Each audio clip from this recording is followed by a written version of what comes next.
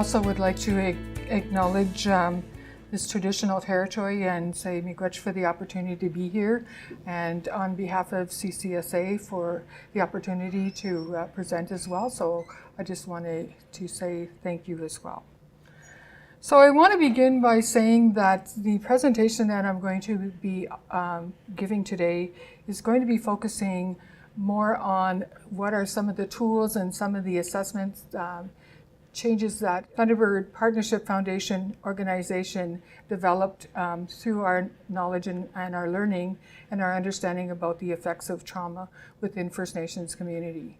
I want to say that we all know that trauma is very pervasive, but the focus of my presentation today is going to be talking from an Indigenous or a First Nations lens. So I just want to say that it does not mean that it doesn't happen in other nations and other cultures, but the focus is from an Indigenous lens, because that's the work that we do at Thunderbird Partnership Foundation, is working with Indigenous people.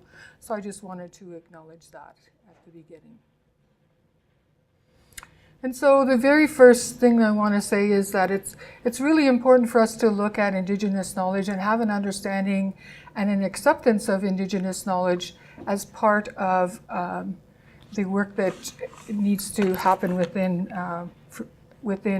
treatment. And the linking of Indigenous culture and sacred knowledge with Western theory and models is based on an understanding that although they are different, we share a primary goal of changing client, family, and community outcomes. And so coming from that lens and understanding that we as Indigenous people have a lot of cultural practices that we utilize within our treatment that have helped our people around trauma, and that they are not specific towards one aspect of an individual. In other words, they don't just look at the physical or the mental part, but it looks at the mental, emotional, physical, and spiritual aspects.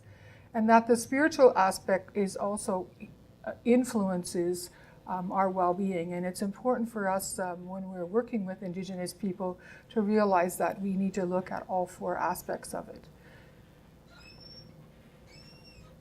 This is a framework. If any of you were at Carol Hopkins' presentation yesterday, I'm not going to dwell on this, but this is a model that Thunderbird Partnership has developed around First Nations mental wellness continuum, and it addresses trauma, and so making sure that people are aware of this tool that we have. And also this is the Indigenous Wellness Framework, and you can see in this Indigenous Wellness Framework, it looks at mental, emotional, physical, and spiritual. And inside of this wheel, you can see that there are spiritual behavior expressed through our values, our belief, and our identity.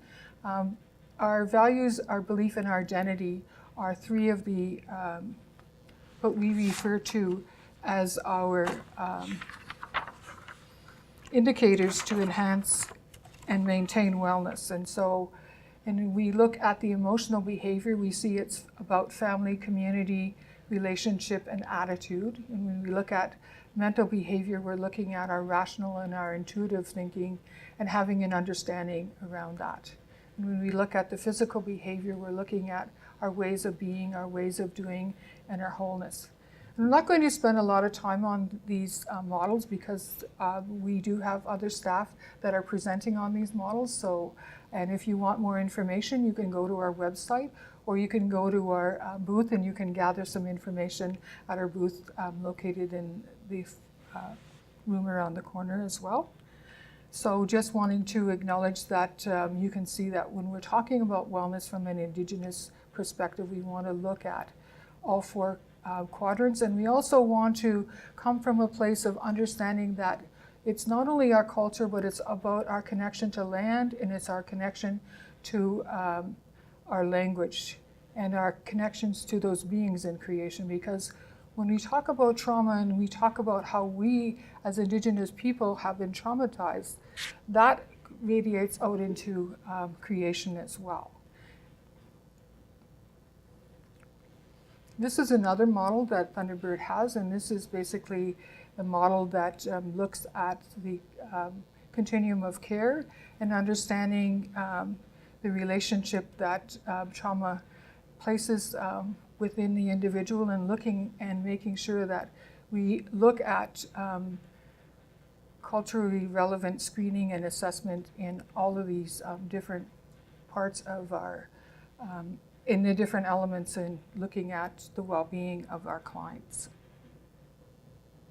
So when we look at trauma, we want to look at it from a culturally informed approach as a way of thinking and a way of doing that provides holistic approaches with understanding of the traumatic experience and its effects not only on the survivor, but also on the family and also on the community. Because when trauma hits within an individual, it's more than just the individual that's been traumatized. It's the family and community that have been impacted as well. And these are some of the trauma-informed principles that we use in our work that we do around trauma. And the first one is about trauma awareness and recognizing that trauma is pervasive, and that whenever we're working with any First Nations clients, that we should be aware that almost likely that those clients that you will be working with will have some form or have been impacted in some way by trauma. And so recognizing it as part of the work that needs to happen within First Nations community. Ensuring the safety and trustworthiness of you as the worker within the environment for the client, and ensuring that the client feels safe, that they have your trust and will be able to do the work that they need as well. And that also not only includes looking at the client, but we also need to look at the safetiness within our environments that we are providing for our clients, especially when we're doing screening or assessments, which I'm going to be talking about. So when we talk about safety for a client that has been affected by trauma, we need to look at how safe is that environment. Are we providing an environment where the client is feeling threatened because they're in a room by 4 walls? Looking at where are we holding those screening and assessments with those clients. So looking at those kinds of things as well when we're working with clients. And also looking at the organization and ensuring that all of the people that work within that organization have been trauma informed, whether it's the receptionist at the front or it's the custodian, because those people also come into contact with those that have been affected by trauma.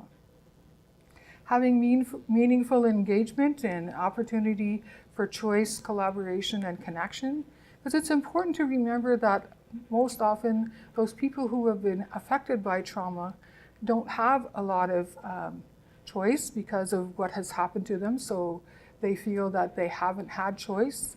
And so giving them opportunities to choose how the assessment is going to happen or the process that's going to happen for them, and working from a place of collaboration so that it is always driven by the client, that it's client-centered, they are the driver of whatever is going to be happening, and that there is some connection with them to culture and also to the work that they need to do as well. We want to make sure that it's strength-based and skill building, so making sure that it has those components as well, which I'm going to talk a little bit more about, and to have compassion or empathy for those clients, to understand that this is something that happened to them, that they're not a result of what has taken place. So you want to understand the client and be able to see how the client sees the problem. It's not about how we vision it, but how do they see it? And what solutions do they want? Like I said, it needs to be client-driven. So what goals do they want to achieve? What resources do they feel they have that they can draw on? Because we know that the mere fact that they're standing in front of you, presenting themselves to you, says a lot, because it takes a lot of courage for someone to even admit that they have a problem, that they're before you right now. So helping them to look at those resources that they've used to keep themselves alive. What are those strengths that they have? Because they have all of those and they come before you with them. So how can we draw on those strengths and use them not only in helping them to manage whatever's going on in their life, but to help them move in other areas within their life as well. And also to have an understanding of what's their belief about what their deficits, their challenges are, or what are those barriers or limitations that they may have. Because who knows best about what and how to manage our life than the individual themselves. And so getting them to give you that information is really good. And what kinds of tools do you need to help overcome some of those barriers? Because they're very good at it. They can tell you what they need as well. What do they hope for? What do they know their purpose? Are they connected in any way to their culture? Do they know anything about their culture? Do they know anything about the history of their people? Because as many of us as First Nations people, we've been very impacted through the history of our people. And so it's important that they know and understand that. And where do they find belonging? Do they find it within their family? Do they find it within their community? Do they find it out on the land? Where can they find that place of belonging for themselves? And this slide basically looks at some of the Indigenous people and the different kinds of trauma that have happened to them. It could be a single event that has happened within their life, or it can be an enduring or repeated event. And some of those enduring or repeated events can be things like loss of language, loss of culture, can be loss of land that has affected not only the individual, the family, but the community as well. So there can be some of those kinds of things that have happened to them. It also can be things like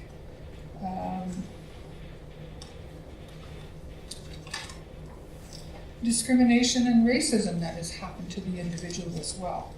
So those can be some enduring and repeated events that have happened to them as well. And when we look at the cumulative effect or the complex trauma, we're looking at things like what has happened to them in foster care, because a number of our Indigenous people have been involved with foster care. And so after foster care, have they been involved with incarceration? Or has it been things like multiple suicides that have happened within the community? And we know the effect of what has happened because we see and hear a lot of that in the news today about our people.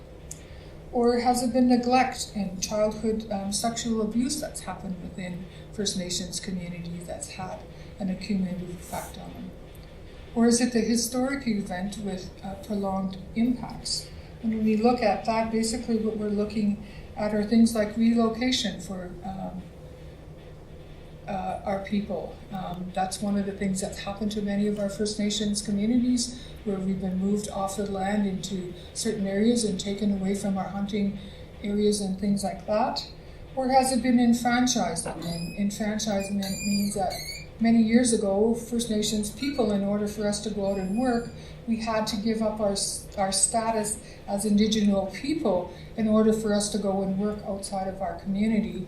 And so we had to say that tomorrow I'm not going to be First Nations because I'm going to be working in a job outside of a reserve.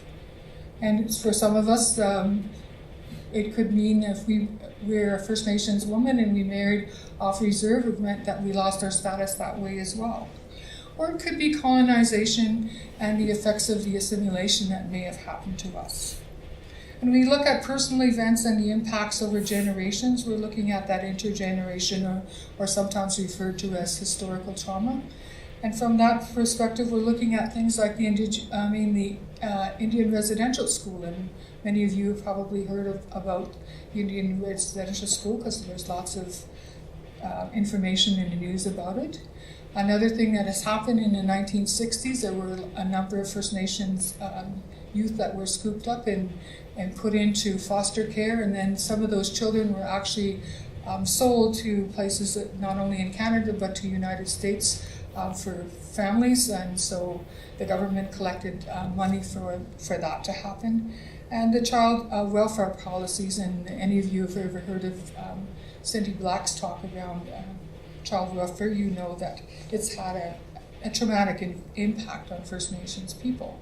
So you can see that as Indigenous people, we carry a lot of trauma and we've had a lot of experience around it. And so the likelihood of you running into someone that is Indigenous and having trauma is pretty high, right? And this next slide basically looks at the role of colonization, and you can see that since 1763 with the Royal Proclamation until the early 1900s, you can see that there were a number of different policies and programs within the government, and most of us as Indigenous people ourselves don't know this history, and many non-Native people don't know this history as well, because this is not something that was taught in school, but this is actual documentation that has been brought forward in the last few years around what has happened to us and how we've been traumatized. And from this, what I want you to take is the loss for First Nations people of free will. The free will to know where you're going to have the ability to go out on the land and to be able to hunt where you want to hunt, to go and fish where you want to fish, to go and trap where you want to trap, to have the choice of what kind of school you're going to have and what kind of education program you're going to have. The opportunity to be able to speak the language of your choice and to have that utilized within your communities and with your people. Those kinds of things are the things that have been lost for us as First Nations people.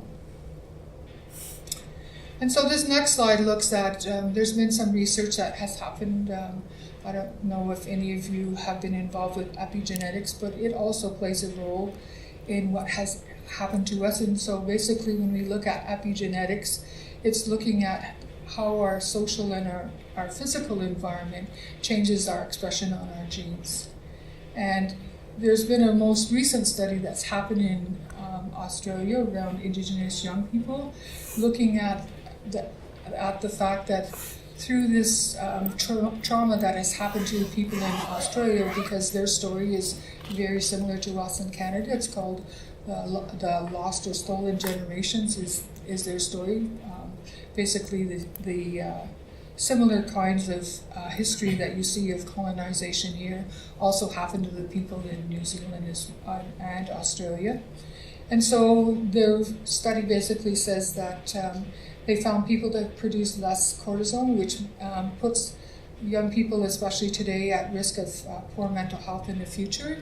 So being aware of those kinds of things. And Thunderbird has been involved with doing more research around this and finding out more information that can help us to understand our people better and to come up with more information and treatment for our people. And this is a slide that basically comes from Dr. Amy Bombay's research and work on the impact of the stressors of second-generation residential school survivors. And you can see the parents of the residential school attendants can have the impact of adverse child experiences, and most of you have heard about ACEs, the big study that happened in the United States. And then you can also have adult traumas and perceived discrimination that can also lead to a high probability of having depressive symptoms. And this next slide basically looks at children in residential school survivors that you can see in this first bar graph at the top that the depressive symptoms are higher in people that have attended residential school, their offsprings. And the next one shows that the physiological distress is higher for those offsprings as well. And you can see that in her study, she also found that with each generation, you can see that there is more of an impact of distress on the next generation. So you can see with no parent, and then with one parent that has attended residential school, and if there's two parents that have attended residential school. In this slide, basically, we're looking at the journey of the different stages of life, and we talk about those as Indigenous people. And we can see that from pre-birth, we can have intergenerational trauma and addictions to opiates, and that whole trauma cycle begins, and it follows us right through to our spirit journey. That is often ignored at the end of our journey in life, and that's all part of that trauma that has impacted us. And you can see without culture, it impacts us in all of those different stages of life. But what we want to say as Indigenous people is we want to come from a place of strength, and that we are very resilient people, that we want to move from that place of weakness. The mere fact that we're still here present says that we have endured a lot and we're moving forward in it. So that shift of from weaknesses to strengths, and looking at not our deficits, but looking at those assets. What has kept us alive and what has kept us moving as Indigenous people? So coming from that perspective is when we talk about us as First Nations people, that's where we want to begin. We want it to be rooted in nurturing hope within our people. Hope and belief that there is a future for them, restoring belonging for those individuals that have lost that, and uncovering their meaning and their purpose in life, and helping them through that whole process. And when we look at it from a strengths-based perspective, basically what we want to say is that people, either the clients and communities, have the existing strengths. They have the ability, they may have some challenges within their life. They may be using different things, substances as one of them, as a way to cope with the traumas that they've endured. But they have the resources and they're capable of using new skills and being able to solve their own problems. That we can use those existing skills to identify and address their own concerns as well. And they can be involved in the process of discovering and understanding that a lot of this has an undertone, or the basis of it is trauma, to help them to understand that these are coping mechanisms that have happened in their life, and that they're very resilient.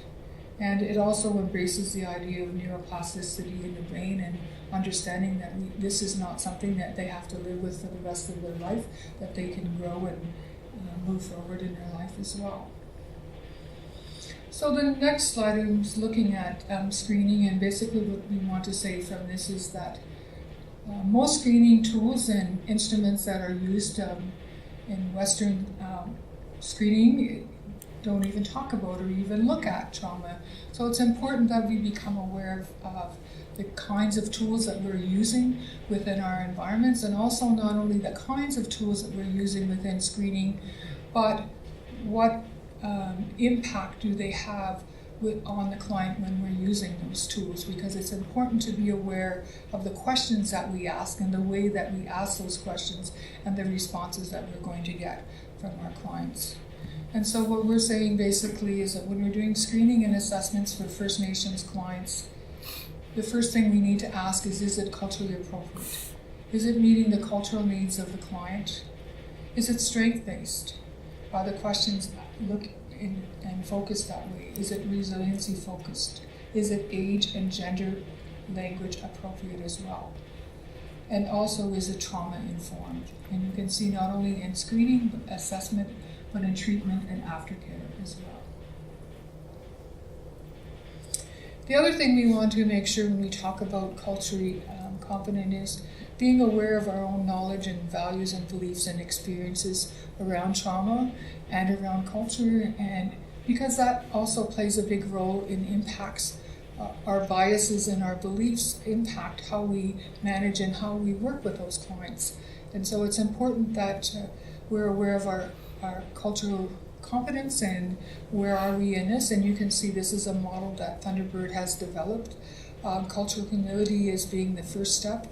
And then as you work through your cultural humility, moving on to critical reflection, and then on to cultural awareness, cultural sensitivity, cultural competency, looking at reciprocity, and looking at cultural safety, and ensuring that these are steps of growth that happens, and it's not something that we just do for a little bit and then we're culturally competent, but this is a process that happens for the rest of our life as we become aware of it. And when we look at cultural humility, basically what we want to say is we want to look at those clients as equal partners whenever we're working with them.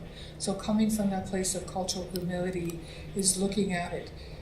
The example that I always give to people is if we look at each other as sitting around in a circle, we sit around in that circle, we're all equal in that circle, and we all have the same gifts and the same values, whether we come from different ages or places of learning or life experiences or whatever, but we treat those individuals or families that we're working with, or even communities, from that place of cultural humility.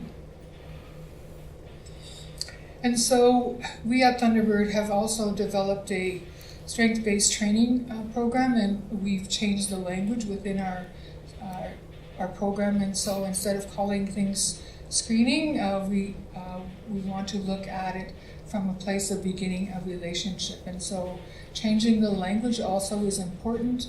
And so understanding that is important when we're working with clients.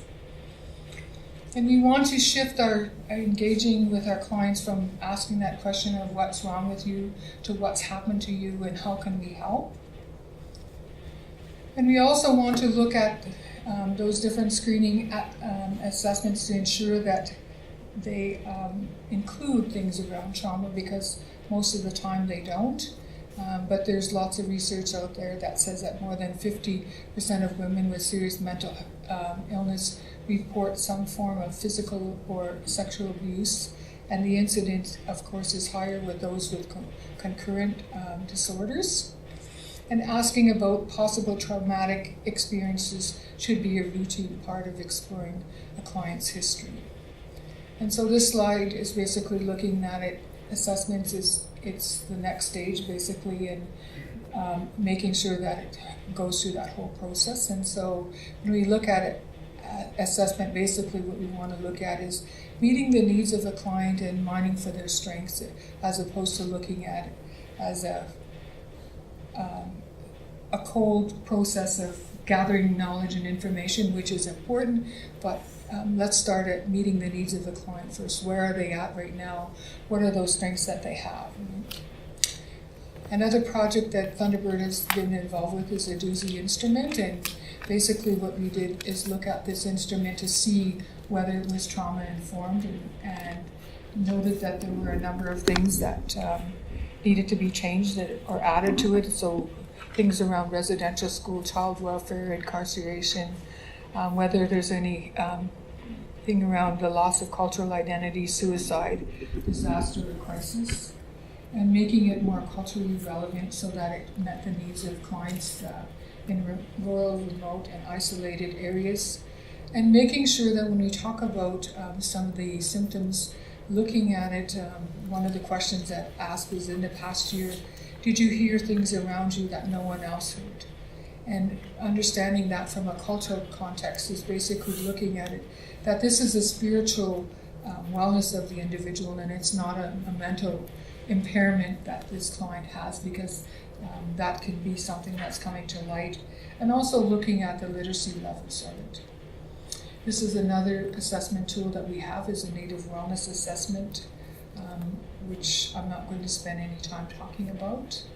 Another one is trauma-informed assessment tool that we have, the WISAC resiliency scale, and that's another assessment tool that we use. And looking at healthy functioning is basically where we want to move our clients through this whole place of trauma, and using land-based programs and helping our people to move to that place of crisis response, so they have a plan in place of what they can do to help them, so that we have our clients that are neurologically, physiologically, emotionally, and mentally well. And so that takes me to questions.